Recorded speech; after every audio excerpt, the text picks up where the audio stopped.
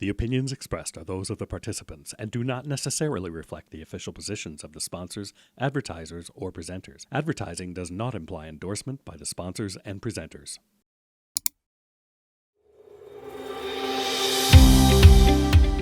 Hey guys, and welcome to this week's episode of the Lighting Controls podcast. This week we have a fantastic guest in Sean O'Connor. He's going to chat with us about residential and commercial lighting. But we just want to take a minute to remind all of you that this episode is presented by the Lighting Controls Association, the LCA.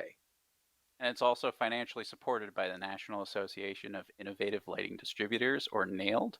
And also, if you're listening to this on getagriponlighting.com, this is the last month that you're going to be able to hear this on that website. You should check out lightingcontrolspodcast.com, which is the host platform for this podcast, as well as any interesting industry news, updates, and check out any other episodes you haven't listened to yet. And if you want to buy some merch, there's some great merch on there for this podcast. And now here's Sean. Well, welcome everyone. Today we have a special guest, Sean. Sean, do you mind giving us a breakdown on who you are and what you do before we get into the conversation? Sure. I'm Sean O'Connor. I'm a lighting designer on the West Coast here in California. Our practice is 25 years old. We do a lot of work across the country, but across different project typologies. So from commercial, residential, retail, TI, hospitality, we kind of touch all those sorts of things, all the sort of things that hopefully look and feel good to spend time in. Those are the things that sort of, are our interest and where we have the most impact, I think. Well, great. Well, thank you so much for joining us here today.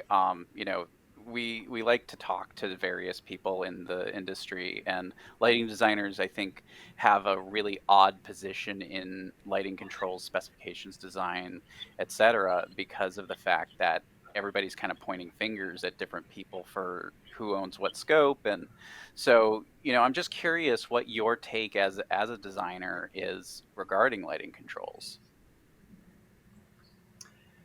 Well, I think as a designer, lighting controls are a huge part of our toolbox, right? I think that, we don't ever really design many projects where we think that, lighting just sort of turns on and there is sort of one look or one scene or all on 100%, whatever that may be, however you define it. But I think that modulation and things as far as dimming and time clocks and different scenes through different times of day, regardless of the project type, are pretty important to how we can establish the visual environment in a way that sort of works with the storytelling of the project.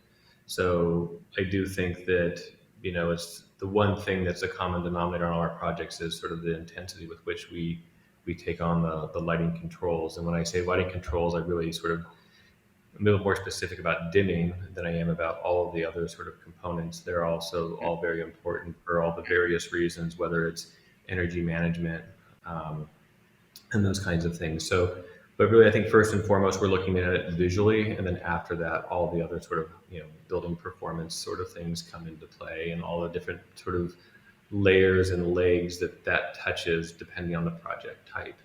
So in some cases, the lighting controls are really a standalone thing. They don't communicate with other systems. Nobody else is really concerned with it. In other projects, there's a building management system. Everyone wants to know how all the various components are performing and what's happening when. Sure. So, I mean, as far as your perspective is, the lighting control system should be completely divorced from that. When you say divorced from that, I would only say it's divorced from that in as much as the lighting controls should be left to lighting control experts. If you're putting down what I'm picking up, if I'm picking up what you're putting down, No, meaning that I don't think the people who make the BMS dashboard should be making lighting controls. I think lighting controls manufacturers should be making lighting controls. I mean, there are several manufacturers that I'm sure will disagree with that statement, but personally, I think you're right.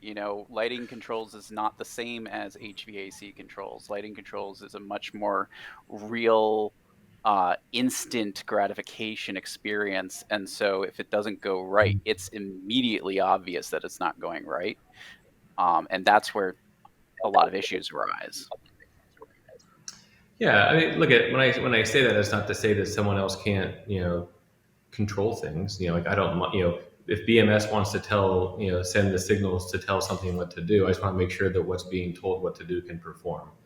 And I think for us, because lighting design first and foremost is a visual thing for us, right? So we're trying to um, create an environment that hopefully tells some level of a story that sort of transports you to a place. You can only be here. Specific. So if it's for a brand or something, obviously they want to have their look and feel that they own. And the lighting controls, again, I use it really as dimming, sort of helps us to set that tone. Whatever the commands are, it's just a set of strings that are being told, telling something else what to do. In our case, the what's being told what to do has to perform, right? Which is all the basic stuff, flicker and all the things. So some control manufacturers who are good at turning things on and off, I'll say, that's a great thing. That's a type of control. But for us, dimming is first and foremost, and all those other things are kind of course, those are all going to happen too. So it really comes down to the performance of the dimming and the dimming across different typologies.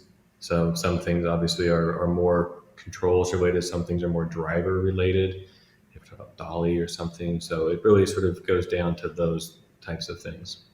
But I think that's a good way of looking at it, to have basically dimming be the focus for that, because I think a lot of people do forget dimming as a necessary component. There are a lot of people out there, especially when you're dealing with retrofit applications and you're just swapping fixtures one to one. They don't really think about the quality of light. They just think about the performance of the light in energy terms. And so if you're a lighting designer, of course you're going to want to have layering and control over each layer of light that you're adding to that space. And so starting from that place with the assumption that the energy code compliance is going to be met by whatever system you're providing, I think that makes a lot of sense.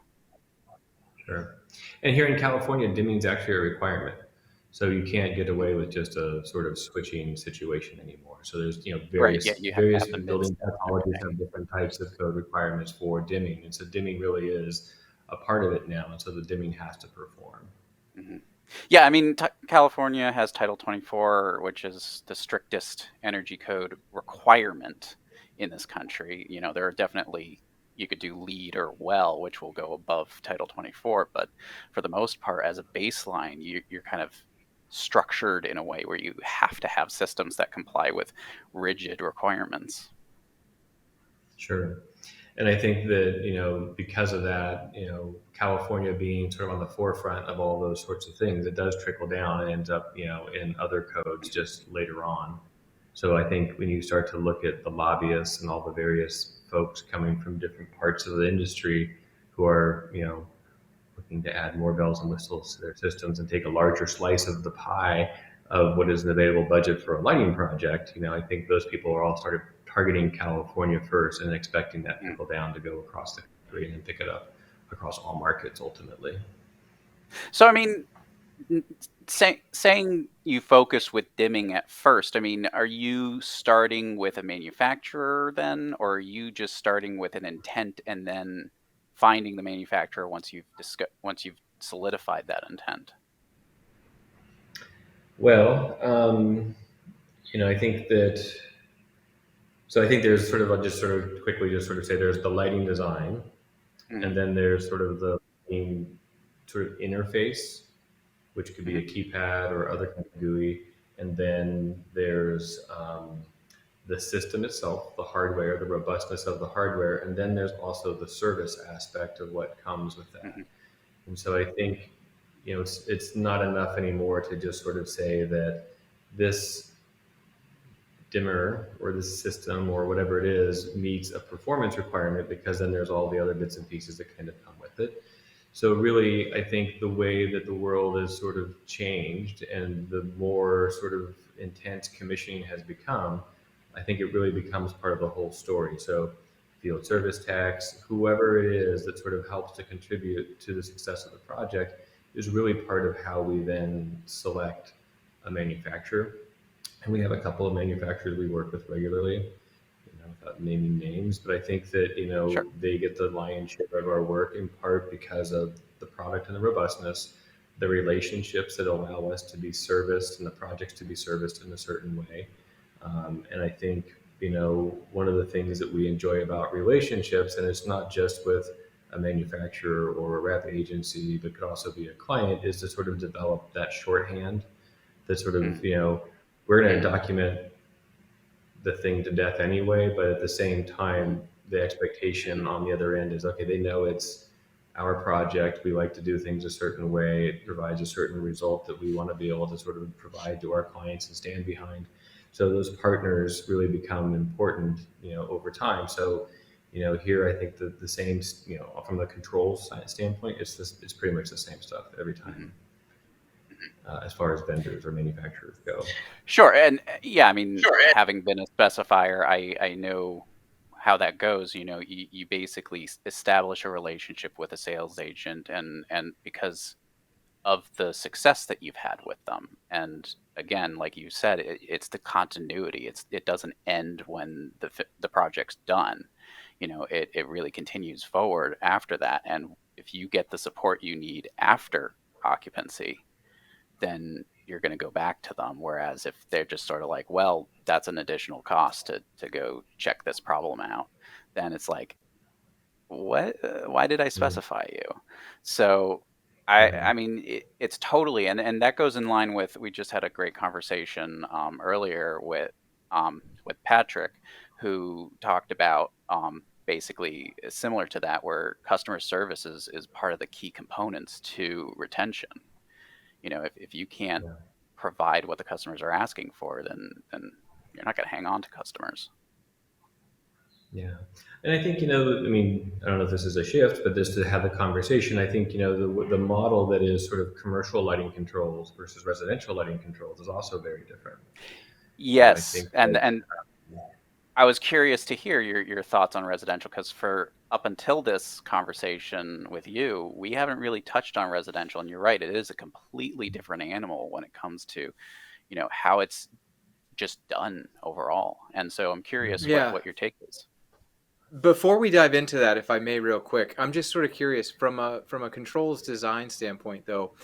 Knowing that you work with a couple different manufacturers, do you, just out of curiosity, do you usually leave your controls design for your commercial projects to the manufacturer, or do you work with a rep or an engineer? I'm just sort of curious who sort of helps you with your controls design to make sure you're code compliant and getting the performance that you want.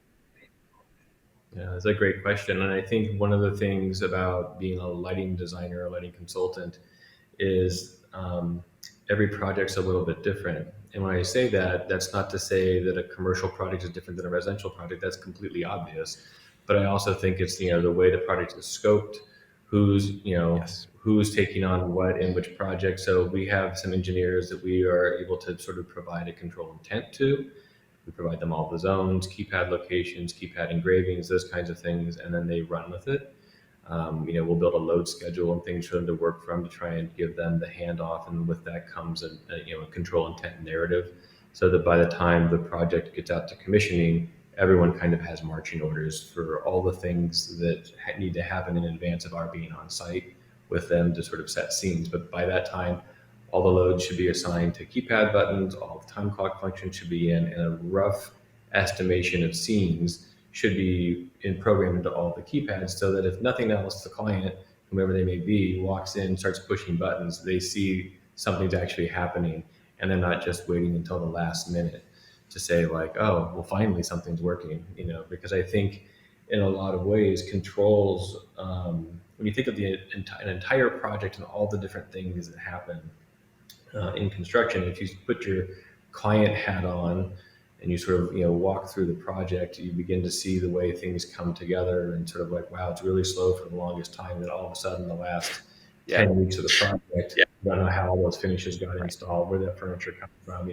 All these things happen very quickly, and that's really the same time when the controls commissioning has to sort of really launch into into place to be able to deliver something so that the client's first expectation, first impression of the project meets at least some expectation going into it, and you're not just kind of left with like, I push all these buttons and nothing happens.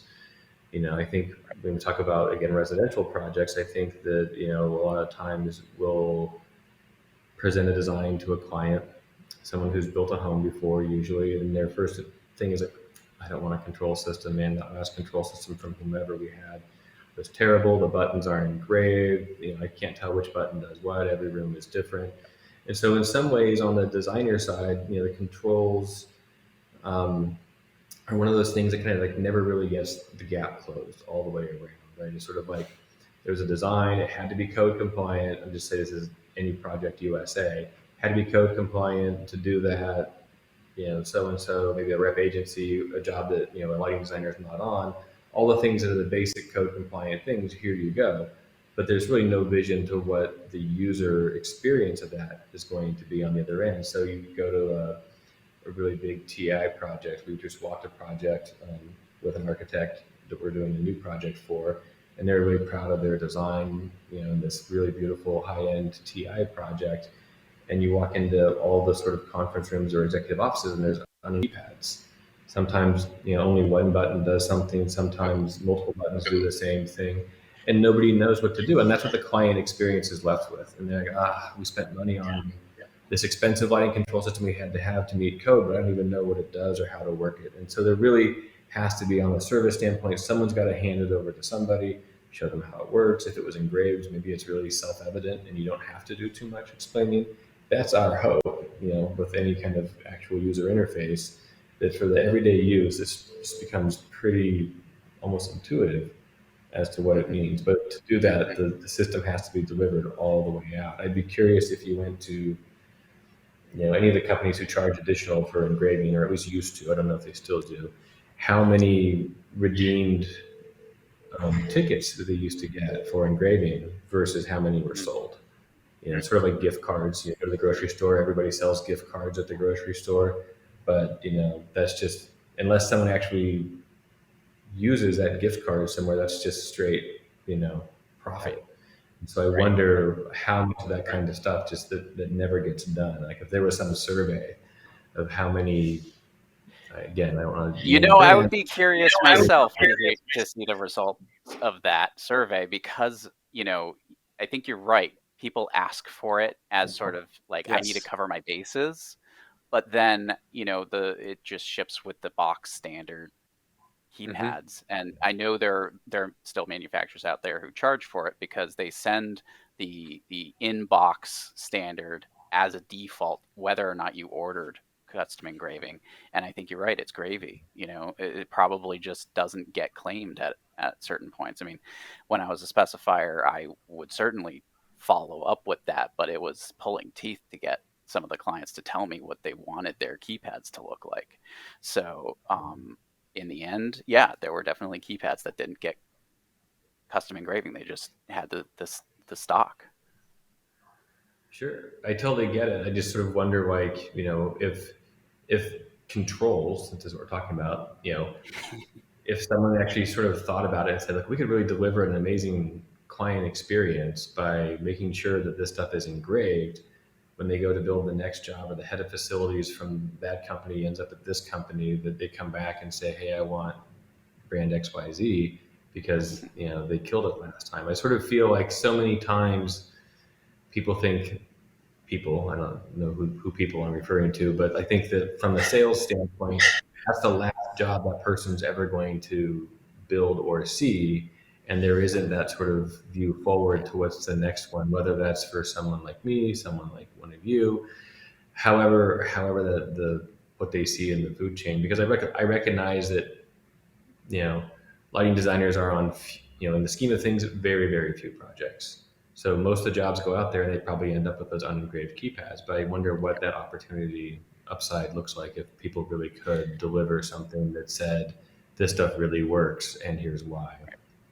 Well, I think, to your point with having a lighting designer on a project, that does improve the success chances, because you're basically acting as the the representative of the owner's desires for the project. This goes back to a interview we had with another lighting designer who said that.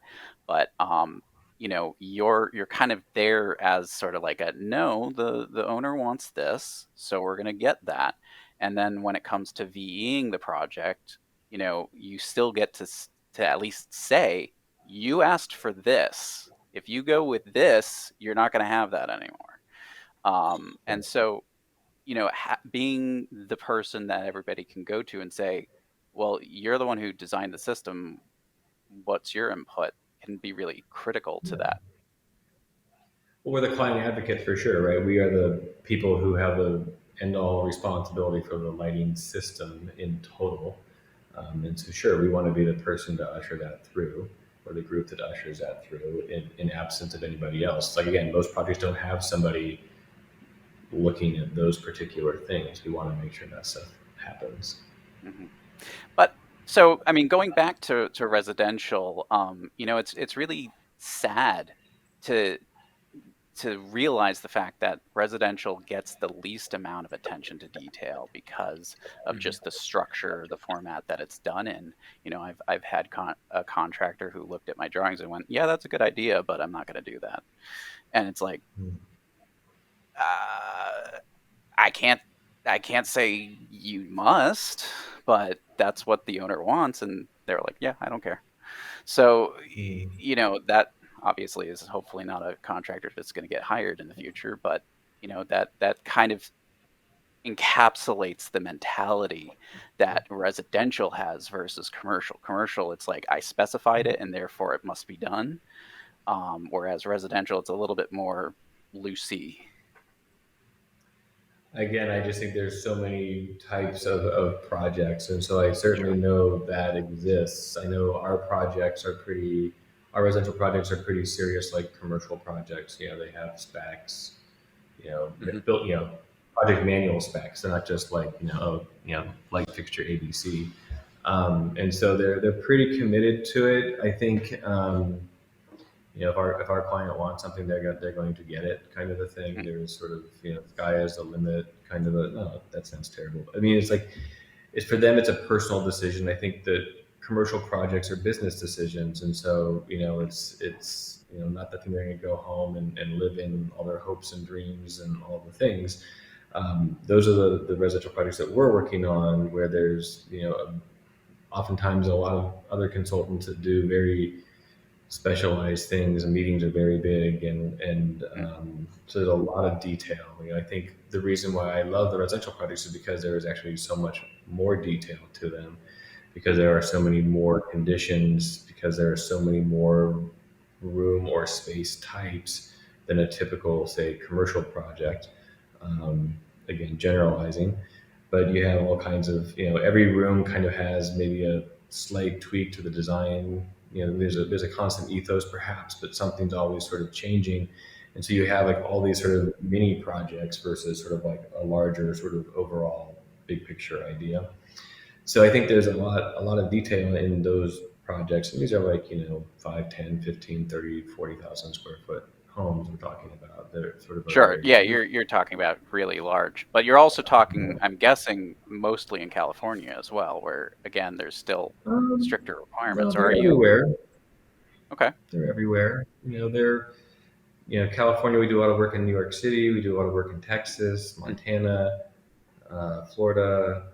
So it's kind of everywhere, but it's the same sort of group of clients, I would say, not like our clients, but the same, echelon, or whatever the term is that you want to use for clients that are building types of projects. But I think that maybe, again, the residential is so different, like you say, because, in a commercial project, you specify it and there's a spec, and that spec is respected. Residential, you get kind of a pretty different kind of cross section of what's out there, and the person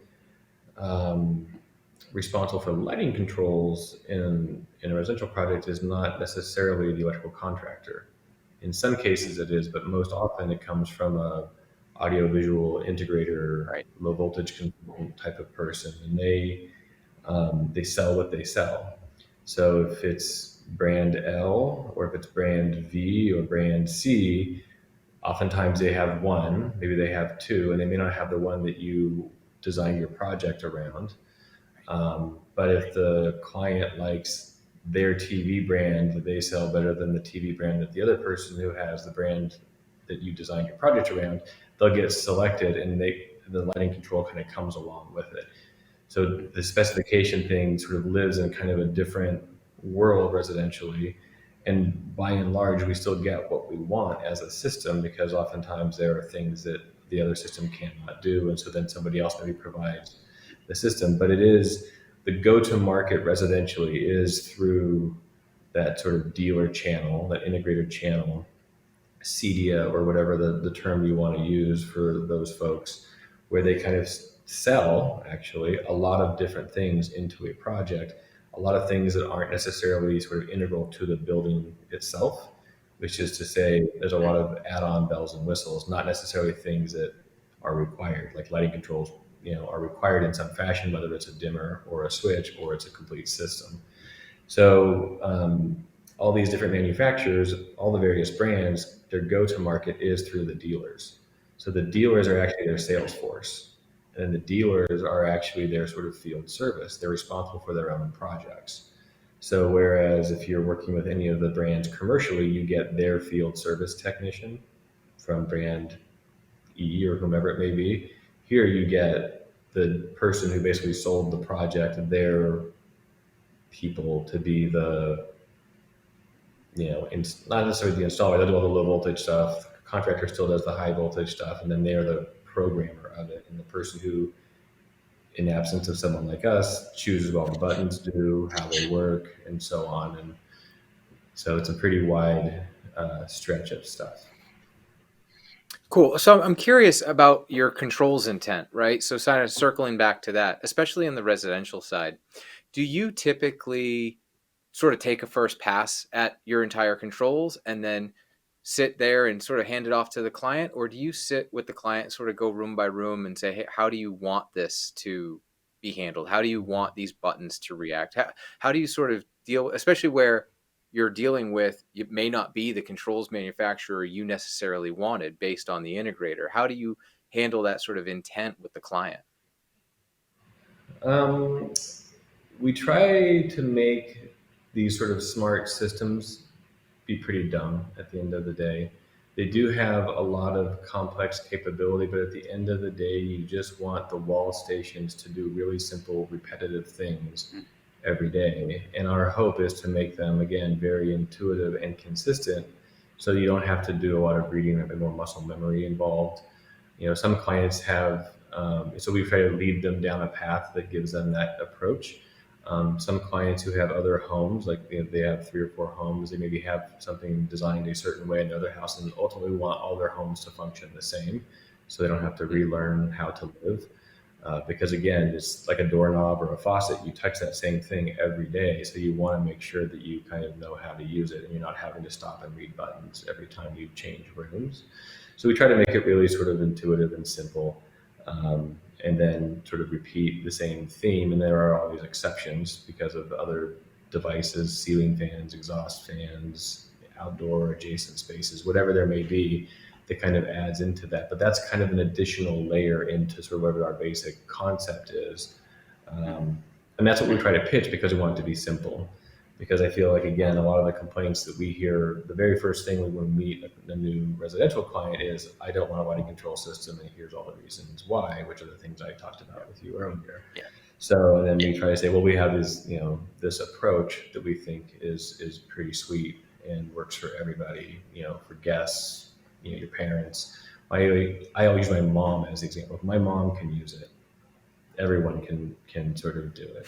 So I think that's my sort of litmus test as to sort of like how simple we want to be. My mom is not a simple person, but I just want to make sure that everyone sort of knows they come to visit, they can use the lights, and it's not like a whole tutorial that's required. Some projects that we've seen, that we've done, that some homes we visited, like you need a tutorial. And I know how this stuff works. And so even for me, it's like, Yeah, I can understand that, right? It's the same thing with at my own house, right? I tend to use my wife and my mother-in-law as sort of my test cases for certain things, and it can be as simple as the TV remote, right? At one point, the downstairs TV had four remotes between the surround sound and the TV and the DVD or the Blu-ray and this, and so I got one remote and programmed it all, and it wasn't intuitive for them. So I purposely sat with them and had them do it and then reprogrammed it so that it made more sense to other people, right? And so it was more intuitive. So I completely understand where you're coming from. Yeah. So that front end approach is maybe a little system agnostic, frankly, right? I mean, it's about just buttons. That could be Yeah. metal or plastic or third party or the vendor you're working with. It almost doesn't matter. But it's that approach. I think all the stuff that sort of matters on the system goes back to what we talked about earlier, which is system robustness, customer service, who's the person on the other end of the phone, who are you sitting there programming with, are they able to program live, do they have to write it all down on a steno pad and then show it to you tomorrow, all these sorts of things. Where is that sort of expertise? Does it live with vendor X, Y, or Z? Yeah, I mean, it feels almost like the role is a little bit different in residential than in commercial, because in commercial you're basically being the rep of the owner, whereas it's almost like you're being the advocate to the owner in residential. I think there's truth in that. I say, especially in the independent lighting design world, which is to say that we don't we're not remunerated for specifications or products or services, right? So we really are there looking out for the client's best interest, regardless of quantities, markups, all the different things that go with that. And so yeah, we're paid a fee to do just that. Right. So, I mean, I guess in this agnostic situation, though, I mean, lighting controls, especially in residential, they vary so significantly, though, at times. And I mean, I totally get what you're saying is you want to dumb it down to its simplest, barest components, but there are definitely some systems out there that don't operate that way, even if you want to strip it of most features. So I'm curious if, for instance, you ended up with one of those systems where it's just like, you've got bells and whistles no matter what you want in it. Is it that you then grab an integrator and say, hey, I need an API for this or something? I mean, I think we want the sort of everyday hard button press interface to be really simple. All the sort of more granular things that you want to do that are not everyday things could happen in that API or an app or a wall-mounted screen. Screen just went black. So I think that's the thing. So again, all the sort of everyday stuff is here, and then all the sort of like one-off stuff would happen in a digital format. And so, just curious, do you have like a maximum number of buttons for a button station? We try to do 4. 4. As the basis. And that's off at the bottom, on at the top, and then some kind of intermediary in between? Pretty much like that. I think people want to think that the brightest thing is on the top and then off is on the bottom.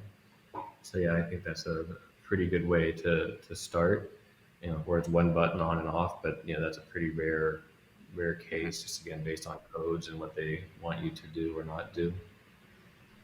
Sure. Yeah. I mean, we've got the single button mainly as a callback to when time clock control was really popular, and then it's just kind of hung on since then. But now, out of curiosity, then, is there a maximum number of zones that you limit yourself to? No, the zones are whatever the design sort of requires, so obviously whatever different things you're lighting, however many load types you may have, things you need to isolate for different reasons. So it's I don't want to say it's uncommon, that sounds crazy, but like you might have 12 zones in a living room in a project. And if that was just all meant to be like dimmers and switches, you would never have that. But to be able to have a little bit more granularity to control different things that are intended to light something that's light versus something that's dark, those kinds of things you want to be able to have some nuance to. And so 12 zones That's not to say that we would have 12 buttons, right? We don't tend to have individual load buttons. Otherwise, you might as well have a bank of switches, right? Because it's like Right. a lot of extra work at that point, and again, that just sort of feels like an upsell versus actually a benefit. Right. No, and so, I think a lot of people, at least from the owner's perspective or stakeholders' perspective, still view it that way, though. It's like, oh, I'm going to have 12 zones in this space. I'm going to have 12 slide dimmers on the wall. But really, if you're limiting yourself to 4 button presses, you've really just got 3 preset looks that you're working with. And that kind of gives you a little bit more control in the end, right? I think it does. And I also think that it makes life simpler for people. There's a lot less thinking going on. You're pressing one button and keep walking. You don't even have to stop and think about it. Right. So, I think that's part of where the joy hopefully comes in, is that it's that easy to use. Mhm. I don't think there's a lot of, variability to the things, again, that you do every day. Again, the wall stations in my mind are about what you do every day. If there's like, Mhm. you're having a party, well, that's where you get into your iPad or your phone or whatever it is and make those specific adjustments, or Sure. have a separate phantom keypad or something, or other scenes that you recall from touchscreens that are not part of your everyday life. Just again, make that wall station really simple. Well, I think, there's many ways to think about it, and I think your way is trying to keep it simple and elegant and just for the purposes of day-to-day use. And I think, there are lighting designers out there who go, I need to give, that level of control to the occupant because I don't know what they want. And it sounds Sure. like, at least, from where you're coming from, and correct me if I'm wrong, do you just make the decision of what those buttons are going to do if you don't get any input? We tend to. I mean, it's hard. You have some clients who, like, you explain the concept to, and they're like, "Love it, let's do it." And there are other ones who want to go back through and see every wall station, either in drawing form or actually pinned up on the wall as you're walking through the home. So it depends. But yeah, by and large, I think the way we've been doing things for the last 20 years has worked out quite well, with, again, few exceptions where people want additional granularity or have Sure. something fancy. Obviously, then that's just for lights. Shades obviously introduces more buttons, Yeah. or drapery. So sure. But no, I mean, to your point, you guys have been around for a long enough time to say, hey, this has withstood the test of time, at least up to this point right now. So I don't see any reason why it's it would have any lack of success going forward. And I think, again, you're really trying to sympathize with the occupants of the space rather than trying to think like a lighting designer of like, okay, if I were in this space, what would I want? It's more of, what does somebody who doesn't understand this system at all want? Yeah. Again, making it really sort of easy to sort of use and easy to love. I think the sort of, the more choices, like when you go to like a deli and there's like 10 pages to a menu, you can't even decide what you want. You go to a place that has one page, like, oh, I want either this or this or this. It's a sort of a different world. So I almost feel like you're curating those everyday looks for someone to then live by, essentially. And then again, anything above and beyond is sort of otherwise. If we give them too many choices and options, it will never look very good if you let them try to control it. Anytime a restaurant like begs for iPad control, they immediately ruin the effect of Yeah. what the intention is. They'll go in, they'll start to have a look, they'll grab a slider. Nope, that's not the light I want. Nope, this isn't the light I want. Nope, this isn't it either. But they didn't find it either, and they left it wherever they last dropped the slider. All of a sudden, the room is completely out of balance because they can't visually identify the zone they're looking for.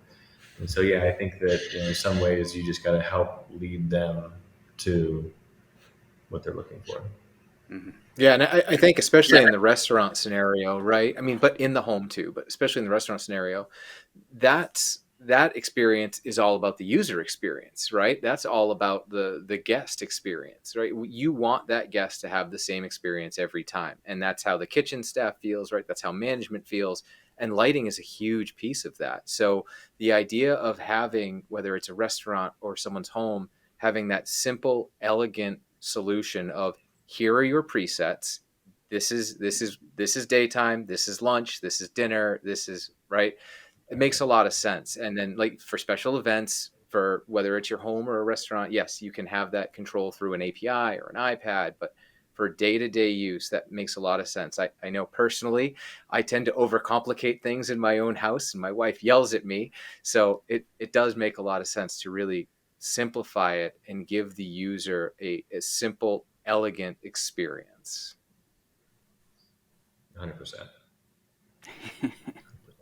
Well, we're almost out of time here, Sean, but it's been really interesting chatting with you about this, because I think this is something that is a frame of mind that really our industry could benefit from being a little bit more common, because so many people get wrapped up in the switching part, in the occupancy sensors, the time clocks, the daylight harvesting even, but it really, when you boil it down to what lighting controls are supposed to be doing, is it is helping you control the lighting in a way that you want it to be as a lighting designer.